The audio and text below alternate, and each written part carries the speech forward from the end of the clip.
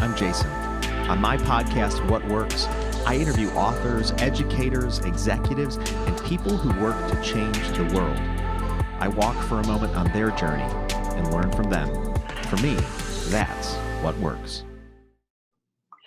You're listening to the What Works podcast with Jason Todd, and today my special guest is Mark Metry, the author of Screw Being Shy. It's a new book he's releasing here in 2020. Super excited to have him on the podcast.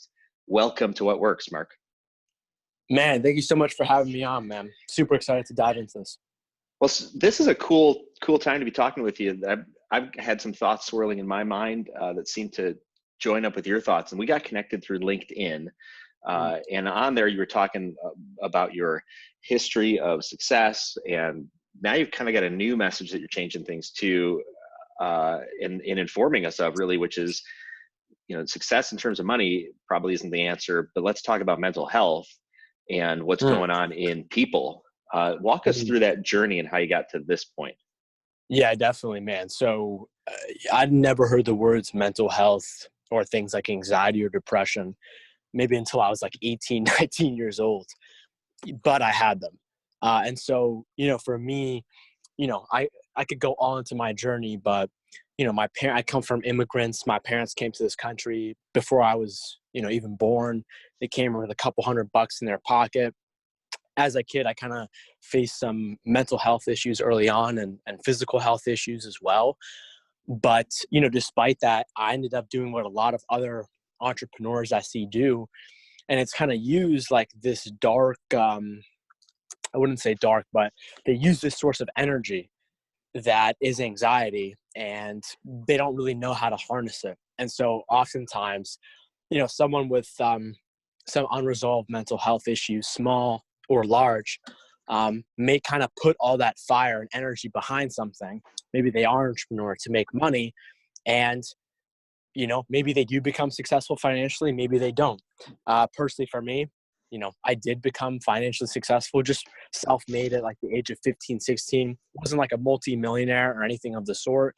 But, regardless, I kind of went from a spot from my family living on a lot of government subsidies to not, and just kind of living our own lives. And so I'm very grateful for that. But it also kind of made me pause and kind of think about what success was, because at that time, my definition of success was something I didn't even think about.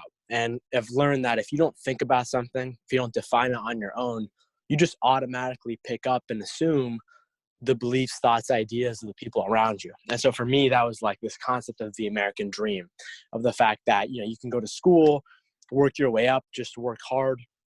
And then eventually, you have enough money and you buy a house, you get married, you get a dog, and then you're just happy with your life. And when I realized, and when I got access to the amount of money that could create that life very early on, I realized that I was still a loser. I still didn't like myself. And so that's really what happened. And, it took me a while to figure out, and that's kind of where I began to get depressed. And, eventually I kind of realized that I had two roads to go down. Kind of come to terms with my own mental health and sort of try to stay on the front side of that, try to proactively just try to reverse some of the issues that I've had and also heal and rewire my brain. And then I saw the other path of not doing that and maybe using substances to cope with that. And I knew that, if I had mental health problems that would place a damper on my life, I knew that they would place boundaries all over my life, which would limit my potential. And so, when I sort of came to term with those two options in college, I took the former. I did what most people do. I tried to escape, which eventually led me to being, to gaining over 60 pounds, being over 200 pounds, becoming depressed. My social anxiety that I always had my entire life went into social isolation. And so after that, I was eventually like suicidal. And so, I've kind of like gone through this journey, and I've, talked to people on my podcast, literally billionaires, who had billions of dollars, and yet they were suicidal. And it's really just made me realize that the world is changing. The world is changing in a lot of ways that a lot of us don't really know until it might be too late. or until some of these issues have happened to us or a loved one. And so I just kind of feel like I'm in a really grateful moment in time in 2020 where a 22-year-old like me can just be doing some of the things that I talk about all the time for a bigger cause. And so, you know, I've reached like almost 40 million people on my podcast. And for me, it's just about waking up every morning and trying to kind of improve this image because, for example, my parents, they come from Egypt. And I mean, the whole mental health stigma over there, I mean, is completely disastrous. It's way worse than in America by the least. So there's a lot of work for us to do. And I just feel grateful enough that the fact that I didn't become a statistic and I didn't, end up in a horrible case. And I honestly, got really lucky with a lot of the hard work and focus that I put in, that I feel so privileged, the fact that I'm just alive right now, and the fact that I can continue to spread this to other versions of me who are also facing these issues right now. I mean, 800,000 people every year commit suicide. And so, for me, I'm not sitting down. I'm trying to stand up and be a part of that conversation, that movement, because to me, that's what makes life meaningful. So. Yeah, no, I can totally resonate with a lot of things that you're saying there. There was a time when I had too much money and too much time on my hands, and boy, when I started doing things and trying to create more success, that my anxiety went through the roof. And I remember sleepless nights and feeling terrified in a lot of ways, despite lots and lots of cash sitting in the bank account. Like I could have just shut everything down and said, peace out, folks, and lived on a beach for a while. And yet there is something that trapped me into that, maybe call it a rat race. I don't know what you call it, but that cycle of trying to pursue the next thing, or trying to pursue whatever that, elusive success is hanging out there. And so anxiety, you talked about anxiety being this source of energy, which is I think a really insightful way of looking at it. What do you mean as anxiety is a source of energy? Yeah, man, this is a great question. And by the way, to your point previously of like having that ability to sit on a beach for the rest of your life. I mean, honestly, like I think before you become at least some degree of success, that's like your goal. But then I think they have to form a true definition of success. Of course, like taking vacations and taking rest time is important, but it's like, honestly, for me to go sit on a beach in Tahiti, that's like literally the worst case of how I would spend my time. That to me now is like a nightmare. But for sure, you definitely need to rest and go on vacation, all those great things. But this is what I mean by anxiety is a source of energy. So there's a subsection in my book. It's called Anxiety is a Superpower. And, honestly, man, I really don't think it's any coincidence, the fact that I literally spent every day of my life from ages 9 to 18 trying to run away from people, trying to hide from the world, the fact that I have social anxiety. And today, it's literally all I talk about. Today, it's literally like my job. Like I'm a speaker, podcast host, author, consultant for companies and startups that kind of deal with this issue. And it's literally all I do today. And so I don't think it's any coincidence, the fact that I had a lot of that energy that I was trying to run away from my entire life, but now I'm accessing it, and it's really enabling me to scale this message and grow my career. And so what I'm talking about here is, I think the best way to describe this is, I was listening to this podcast with Tim Ferriss and Dr. Peter Attia, and they were talking about sort of this dynamic between like mental health and entrepreneurship in terms of energy. And what they were saying is that, essentially like your raw talent, your raw sort of human, the thing that sets you on fire, that is essentially, in terms of a metaphor, that is like a hot knife blade. Okay. And we get access to that ever since we are younger. That's what enables us to learn things, grow things. It's really just sort of like that raw life force behind us. And we are holding that hot blade. And so a lot of the times when we are trying to do things in the outward world and we're trying to use our skills and our talents, we pick up that hot blade and we pick it up and we slice it and we use our bare hands to do with that. And so you are impacting the world, but at the same time, that hot blade is also just naked and it's in your hand and it's cutting your hand back. And so this sort of causes us to, yeah, you can do a lot of things in the outward world, but because maybe you don't have a grip or a handle on that knife, maybe you're not really harnessing it that well. And it's also cutting you and hurting you back.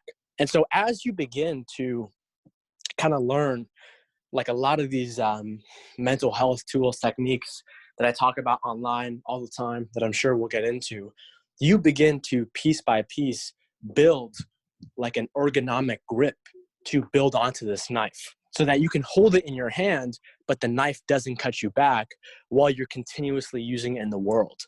And so you look at that and you also look at, you know, maybe other people like Simon Sinek, for example, that said, you know, the emotion of anxiety is the same exact neurochemically to your body as excitement. And a lot of times what's missing is that change in perspective, that change in mindset. And so, you know, I think, you know, a lot of people say that like, you know, we should kill fear, we should murder fear, fear is terrible. I don't really think so. I think fear is actually an emotion born out of love most of the times. And we just need to build better relationships with it. And so that's exactly what I'm referring to. If you can build a better relationship with fear, you not only gain more control, but I think you also gain more power. And I think if you look at a lot of people who are wildly successful today, a lot of them have usually struggled with some sort of a previous anxiety that really, really controlled their life. And they were able to sort of get on the front side of it and begin building that handle that can then let them use it and harness it to their control rather than for self-destruction. Does that make sense? Yeah, I see where you're going with that. So as I look at it, and this is just my own experience, and tell me that this kind of connects with what you're talking about.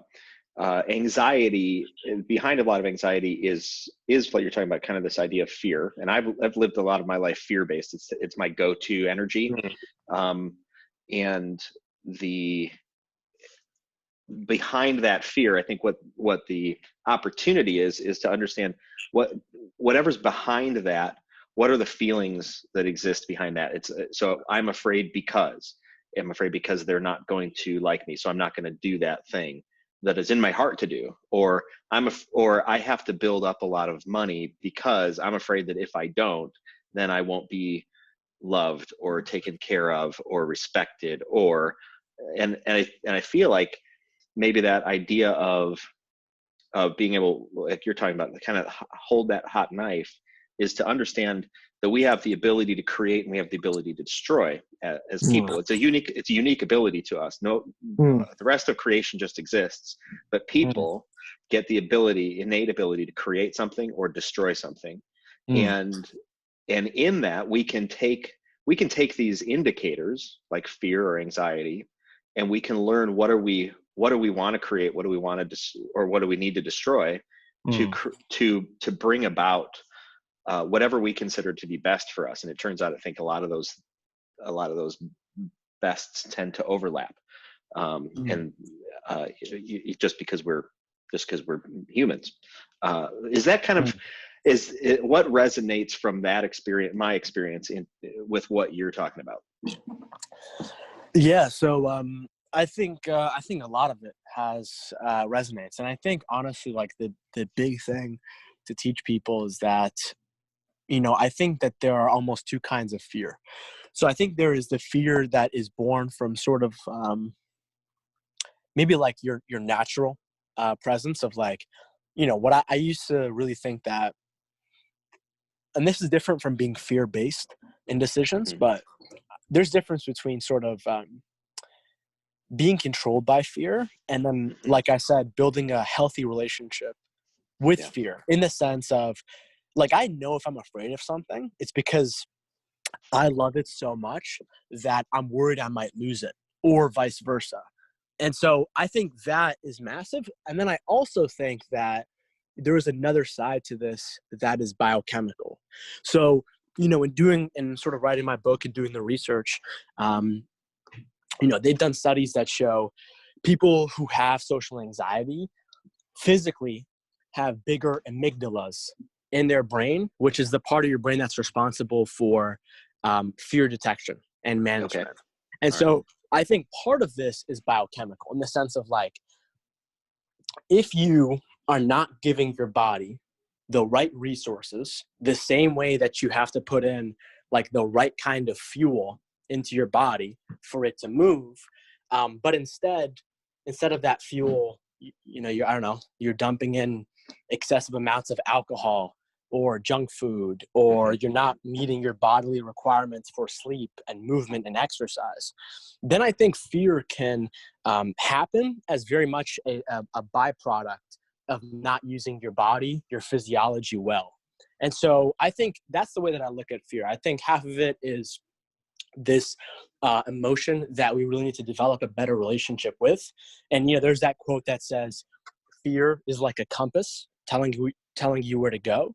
And for me in my journey, that was a massive part of it. Like a massive part of it was me not like having a roadmap and saying, Right. okay, I need to do this, this, this, and that. Like, that's like one of the most common questions people ask me, like, how did you go from suicidal to doing all this? And, it's not like I ran home and I just wrote down a plan and I was like, I'm going to do this, this, and that, and then my life's going to be awesome. Right? That's just not the way it works. It's still not the way it works now. But the way it worked then, and, even today to some degree, is like, you have to look at what you're super afraid of and just try to take one more step towards that. Try to get curious, try to open your mind. Right. And, I know for me, like, writing a book was literally terrifying. That's why I'm going to do it. Or doing a half triathlon in June, literally terrifying. I'm going to do it. All these different things. And so I think as you begin to do that, you begin to improve your relationship with fear, and you really begin to see it as sort of like this feedback loop, like this compass that is sort of guiding me of where I need to go. But I do think that before you sort of develop this understanding of everything that you and I have been talking about, I think it's very easy to sort of like what you said of to live fear-based, sort of caught up like in the matrix almost of just not even living your own life. And I think it becomes like a feedback loop on itself. So the quote that stands out to me is the antidote to anxiety is action. And if we think so I'm super anxious, which is, I look at kind of like the thermometer, like what's the temp in the room, but the thermometer doesn't change the temp. You got to go to the thermostat and change the temp. So the antidote to anxiety is action. But if I go, well, I'm going to take an action, but that action then leads me down a path where I encounter another fear. You can do that just so many times, I believe, internally before it's just like, okay, no. And for those of us who have a tendency to I'll call it overthink. I think that's fair. Those of us who have a tendency to overthink things, once you played out each scenario and it all leads to the things that you don't want, it's almost like you can't pick the best of the worst. So you then go right back to the beginning. It's like, and now I'm stuck. And too many times I think you can get in that feedback loop and almost become addicted to the anxiety. You learn to live at that level of anxiety, and you think that's normal. That's exactly for you. And I was talking to a guy who owns his family business, and he's been in the business for 8 years. Family's owned it for like 15. And over the course of a year, we meet with him every couple of months. And we're like, okay, so what's changed? And he tells us the same story each time. I'm like, okay, but tell me, how long is this current scenario sustainable? Well, another 6 months. Really? Truly? And it just kicked the can down the road. But your life's falling apart. You are in an absolute mess. Your family doesn't work. Your business doesn't work. This isn't sustainable. You're sitting in your tears and you just want it to stop, but you think you have to keep it going. And I was like, I said, you think that this current level of anxiety and decision making is you've become acclimated to that environment. The temperature is way too damn high in the room, and you think it's okay, but it's not. And he didn't know the steps, and was unwilling to take the steps to get out of that, because every path was filled with prickers, and he's going to come out scarred on the end of it. And he just didn't want to be scarred. He thought maybe there's some magical magical fairy dust we sprinkle over this thing, and tomorrow is going to be different than today without me doing anything significantly different. And I know, and I can speak to him that way because, man, I've lived my life in that scenario so many times. Right. And I feel like that's kind of where that Yeah. feedback loop of anxiety and fear just starts to creep up, and then boom, you're stuck in the middle of it and you need to be kicked out of it by circumstances or someone. So honestly, man, first off, I love everything you said, and this is the craziest thing, right? So for me, what you said is that, I one time heard this quote, and it was, "The mind can normalize anything," and the person who told me this quote was Donald Sujo, a world Olympian. And the craziest part was this guy grew up in communist Soviet Russia, in Soviet Union. And he was telling me that when he was living in the communist country, he had no idea. And so essentially what he was telling me is like, our minds are these survival organs that main priority is not to keep us happy or to keep us fulfilled, it's to keep us alive. And so the brain will create whatever system it has to internally to get you to think, keep doing that. However, today's modern world is super interesting in terms of the different feedback loops that it can have with our mind.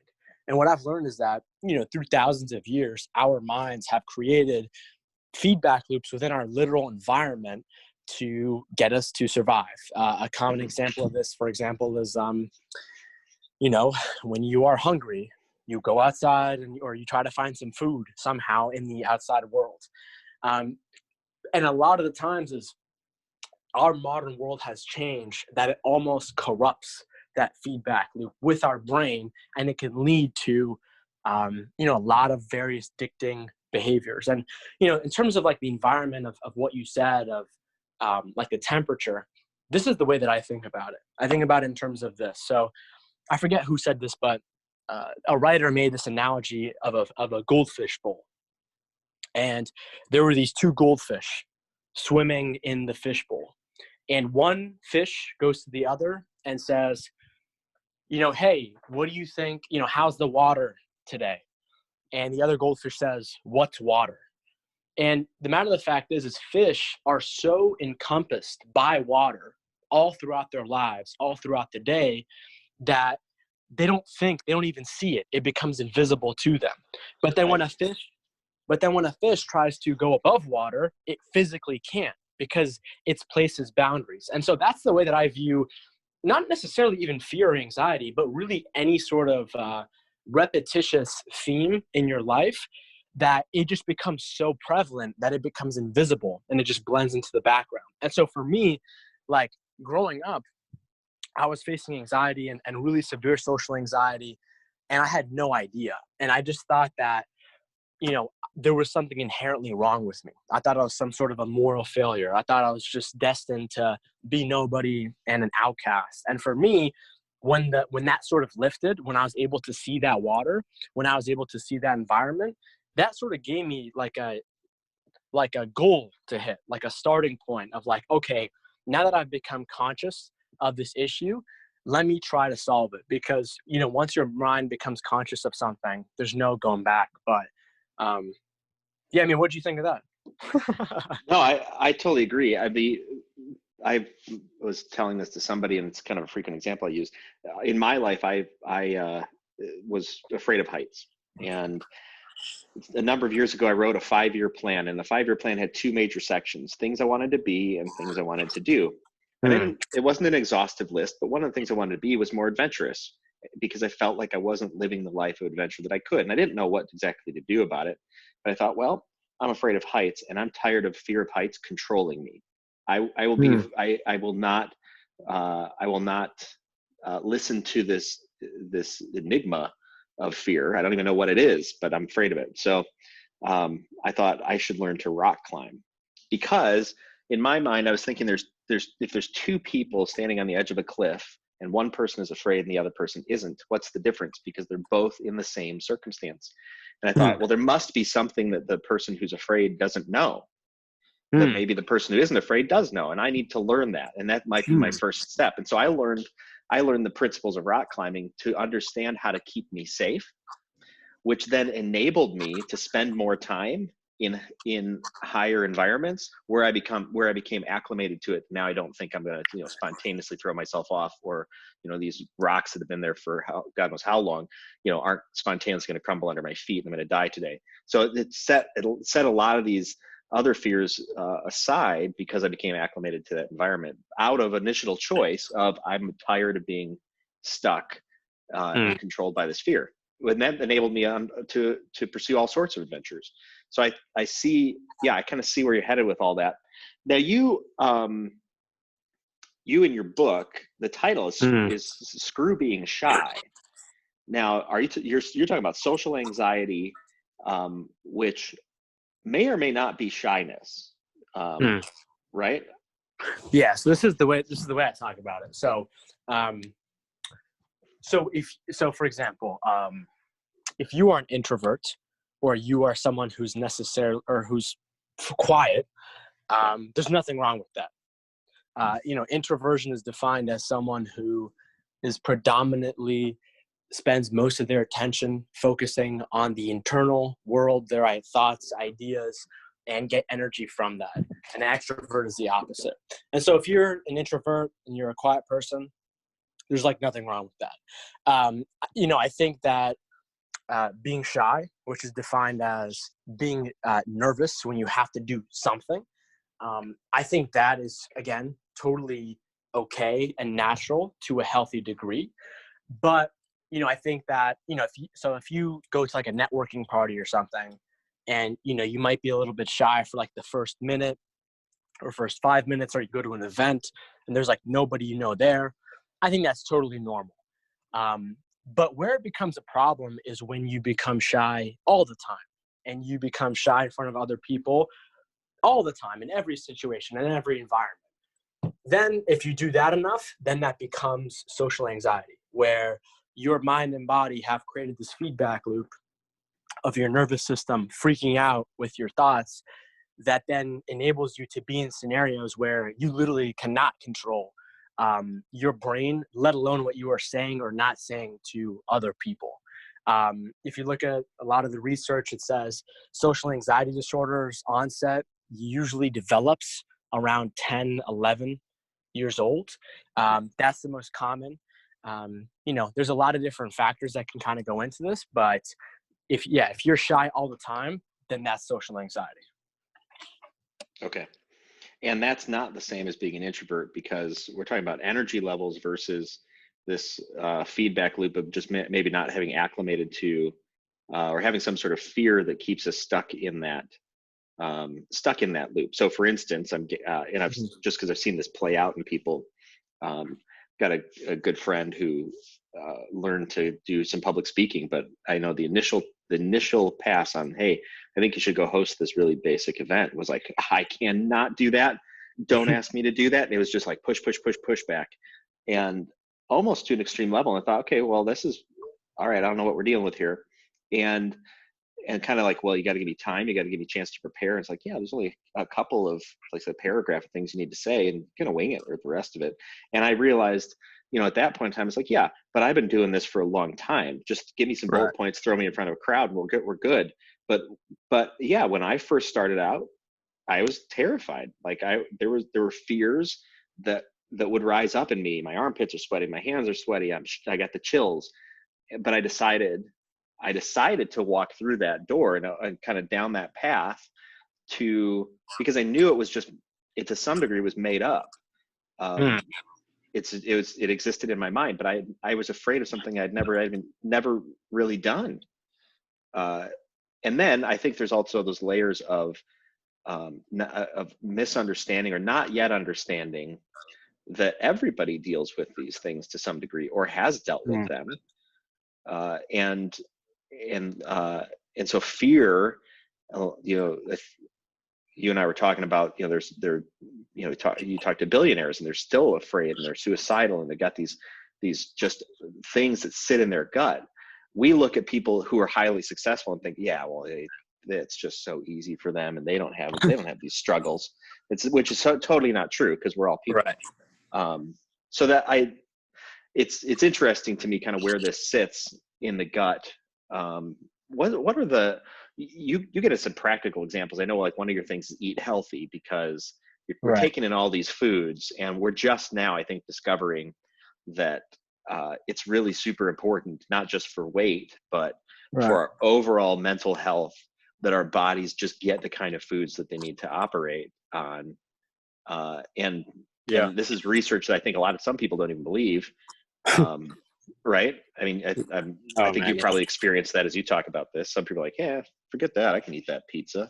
Well, you can, but So Yeah, what are some practical things that you're seeing through your research and the people that you're talking to that can have a measurable impact as people deal with this kind of I don't know, kind of foggy area of mental health? Definitely, man. So first and foremost, in terms of introversion, yeah, I mean, you can be an introvert, and you can maybe not necessarily like talking to people, but you can do it, and it doesn't bring you too much fear or anxiety. And I think introverts definitely are more susceptible to being social anxiety, for sure, just because of sort of who they are. But yeah, I mean, essentially what I'm talking about is, social anxiety. The craziest part about it is social anxiety is actually one of the most ancestral roots of fear. And what I'm talking about is, so for today, I don't really experience social anxiety anymore. Maybe it's like 1% there, but I've, through sort of all these analogies, I've built the handle on that knife that's given me the 99% control that I do have over it. However, definitely still happens. And I think the main thing to sort of understand here, just one last point on fear, is you need to understand that, you are not socially anxious, but your brain is socially anxious in the sense of this. So they now know that our brains are these super complex organs that have developed through thousands of years to keep us survive and to detect threats in our environment. Also, at the same time, our brains are these organs that have also learned to detect potential psychosocial threats in our environment with other people. And so you look at, one of the reasons that's made human beings survive and become the dominant species on this planet, and it's because we work together in groups. And if you weren't in a group, you would more than likely die. And so a big part of social anxiety is this ancestral fear of not speaking up to your group, to your tribe, to your leader, because a very common punishment for disagreeing with people, especially disagreeing with the leader or the head honcho, was social ostracization. And so if you were exiled from your group, you would more than likely die. And so our brains equate you speaking up, saying the wrong thing, to literally dying. And so, this can sort of seem pretty harmless to people that don't experience social anxiety seriously and just are sort of looking at it from a shallow view. But I mean, if you speak to anyone with social anxiety, they'll tell you, like, there are literally moments where your nervous system goes into a complete fight or flight. And even if you wanted to, you cannot talk to people. This is why a lot of times you hear people's voice tremble, their mind starts racing, they start sweating. And it's because they're in this fight or flight mode. And for people with social anxiety, that can happen. And so even if you want to, your body is sending your brain all the psychological and physiological changes needed to really make that fear prevalent in like every single cell of your body. And so that's sort of what social anxiety is. It's totally different from introversion. And like I said, totally healthy and okay to be shy at times. But if you see yourself constantly shy, seeing that as a pattern that then begins to affect your life in other areas, like you overthinking what you're going to say to people, you not being able to go to sleep at night because you've just stayed up for 4 hours, overthinking what you're going to say the next day to other people, that's social anxiety, and it's very toxic. Now, when it comes to actually what you can do, your point on food is definitely, interesting. So again, I bring up this neurotransmitter that gets mentioned in not only a lot of mental health circles, but also leadership. If you look at all drugs, all medications, for the most part, that are involved with mental health, they all target this vehicle, serotonin. And so when I was kind of doing my science, my research behind this, I really found that only 5-10% of our serotonin is in our brain. And that totally blew my mind because it's a neurotransmitter. And so it shouldn't be your brain. And then if you look at the science of the last 10-15 years, and this has really been like 100% documented, and now this is just a fact. 90-95% of our serotonin is actually in our gut microbiome, which is, I remember going through school through anatomy. They didn't even teach us what this was. And technically because it's not even a human system. So our gut microbiome is this community of trillions of bacteria next to our stomach and our intestines. And these bacteria have existed oh, sorry about that. I just muted my mic. Our gut has existed for thousands and thousands of years ago and has created a symbiotic relationship with human beings that has made us the number one species on this planet. A lot of people don't know, but your stomach is not the first one to digest food that you eat. What happens is there's actually a lot of foods, like literally everyday plants, that we can't digest as humans. And so our gut microbiome digests that first and then passes it off to our human body to process and use.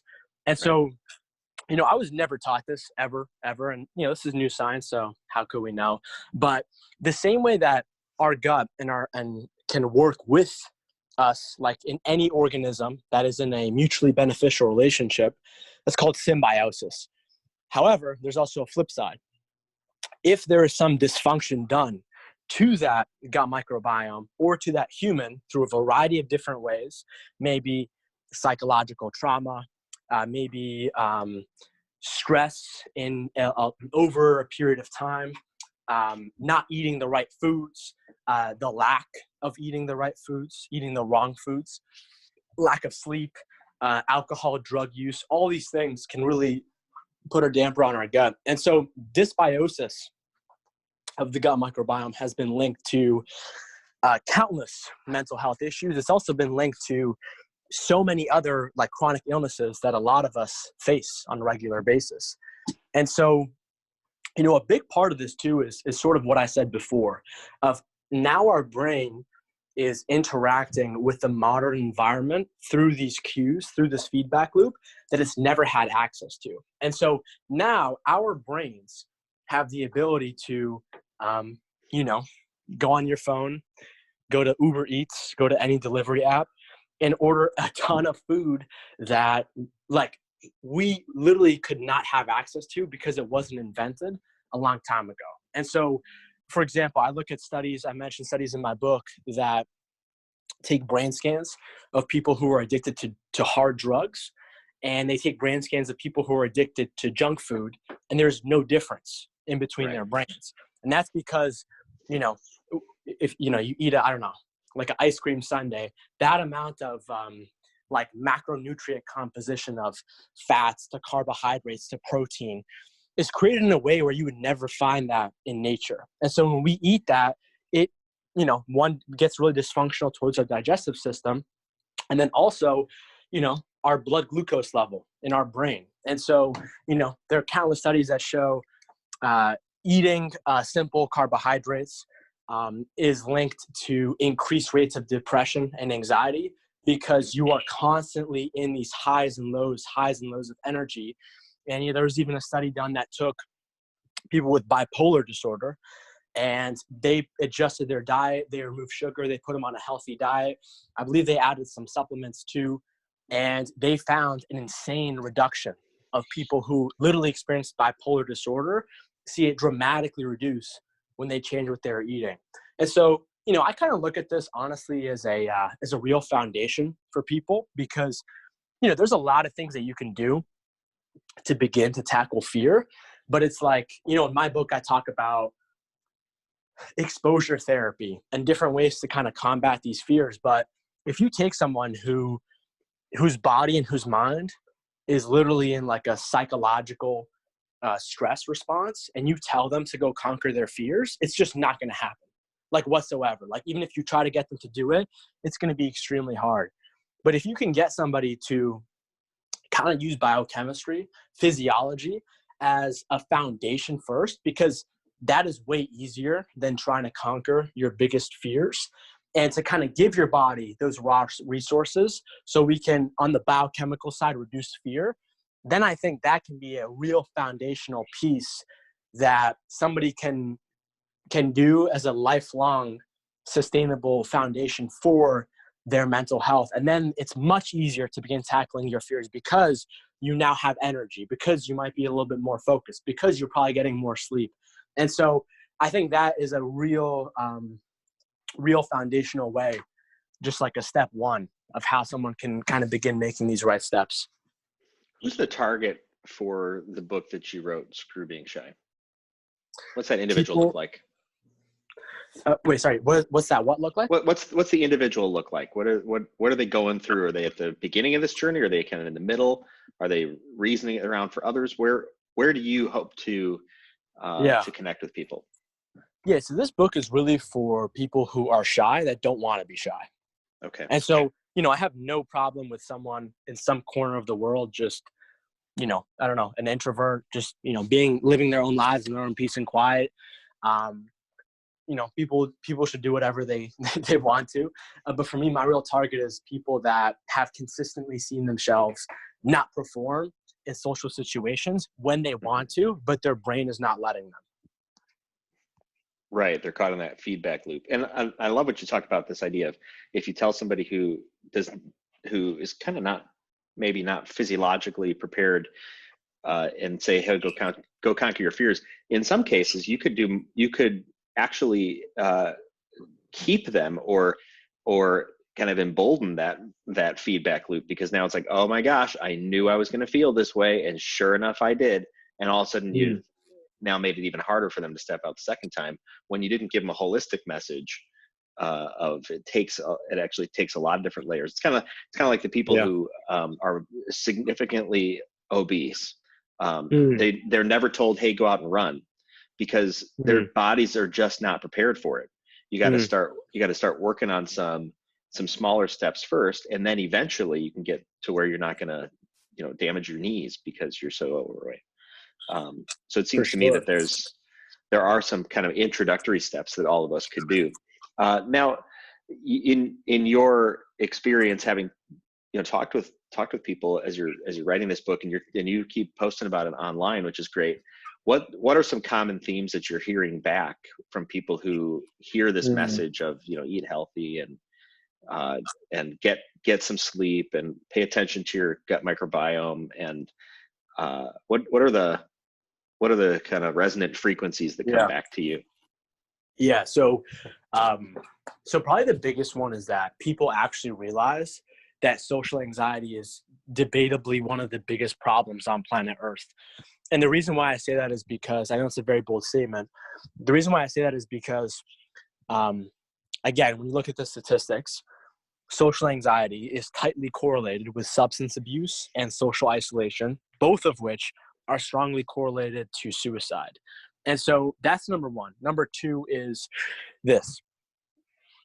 If people are shy, if people cannot communicate themselves, if they cannot communicate themselves to the world, to their team, whether it's at work, school, whatever, you really are not going to be able to live a life of your own. And on top of that, you're just not going to be able to work well with other people. And, massive solutions, massive problems require massive solutions, which require teams of people to really operate on. And so when I was kind of looking at this book, and as I began to get it out there, and as I began to talk to people, I really began to connect these dots of like, social anxiety is a meta problem, because if people aren't being themselves, then they're not communicating, which means that they're not necessarily creating solutions for the world. And for me, every problem that I see out there in the world, whether it's climate change or violence or racism, I view all of those as we're just one really good solution away from, us taking steps to tackle that problem. And so to me, if we can get people, kids in school, college kids, people that work at startups, people that work at corporations, people that work in the government, if any of those people are really shy at being themselves, then, maybe they are really missing out on their potential to create that solution alongside people. And so that's probably number one. And probably number two is this. A lot of the sort of mainstream mental health solutions that are offered to us are usually a combination of call the suicide hotline, go to a doctor or a therapist. And yeah, that's basically it. And then aside from go exercise, people that are sort of understand the holistic healing aspect, they might throw that one in there too. And, I think the first two are great solutions that have helped a lot of people. But I also think that by that exact offering of the solution of calling the suicide hotline, or by going to a therapist, or by going to a doctor and actually speaking up about these issues that not a lot of us have been taught to speak on, that in and of itself is very counterintuitive and not too incentivizing for people who have social anxiety. Right. Right. Do the So very thing you hate to do to go anxiety, help the thing you hate to do. Exactly. And so for me, and this is part of my TEDx talk too, is a massive part of this is we need to give people that do really suffer from having to talk to other people almost like a runway, almost sort of like hey, here's a first step of what you can do on your own. And as you sort of begin to help this, then you can, go in and see that professional help if you struggled with that in the first place. And so that to me is a real big one that we're not addressing. And the reason why is it's so hard. Right. People who haven't experienced extreme shyness and social anxiety, there's a certain percentage of the population out there that is locked into their own minds. They cannot talk. They cannot be themselves. And so from the outside, that looks like introversion. Oh, I remember as a kid, every single parent teacher conference, every sort of social interaction, be oh yeah, Mark is just the shy kid. He's just the shy kid. That's just who he is. And that can definitely be the case, but that's also very, that doesn't do the people who actually experience this severely any justice, and it really, really harms them. And so I kind of dealt with this, and I'm just this needs to get out there in the world. Yeah, I think so. What resonates with me, we worked with an organization whose goal was to normalize the conversation around teen depression and suicide in our region, because we had a rash of teen suicides at some local area high schools, and it was a big deal for our community. It was totally unexpected, and in working with this organization, we come to realize that it's the idea that if I'm depressed, if I'm anxious, if I'm fearful, if I'm quote unquote shy, that I'm not normal, I'm not right, something I need to be fixed. And so therefore I'm not going to speak up. And because then if I did speak up, I got to go to an extreme solution in my mind, which is I got to call a hotline because, I'm right on the edge, but I'm not right on the edge. I'm just sitting here, in my pajamas, not wanting to go out because I'm afraid, or I don't want to give those speeches, and I don't want to talk to those people, even though I know what I'm talking about, but I kind of one of those feedback loops. I feel to me like what you're helping to do is normalize the conversation around anxiety, around being shy, around these things that limit us and hold us back from who we can be around others, which is I guess my first thought. And then piggybacking that off, the other thought, which is, and I think I heard this from John Maxwell, we become the average of the 5 people we hang around with. And so if you want to change your life, a lot of what you need to do is you need to change your social group, because that social group will speak into you and think in a way that you want to be. And it feels to me that if a person is so shy and so locked up, that they can't put themselves out there, they won't change their social group, in which case they're just going to kind of stay in this kind of a self-defeating spot of, I'm not that person. I'm never going to be that highly successful person. I'm never going to be that speaker. I'm never going to share my story. No one would want to listen anyhow. And so, you just kind of recoil back into yourself. Is that kind of the path that you're on? Yeah, man. So of course, I think that normalization and kind of talking about these things more often and removing the stigma, of course, I think that's a massive, sort of way that we can begin to take steps to deal with these issues.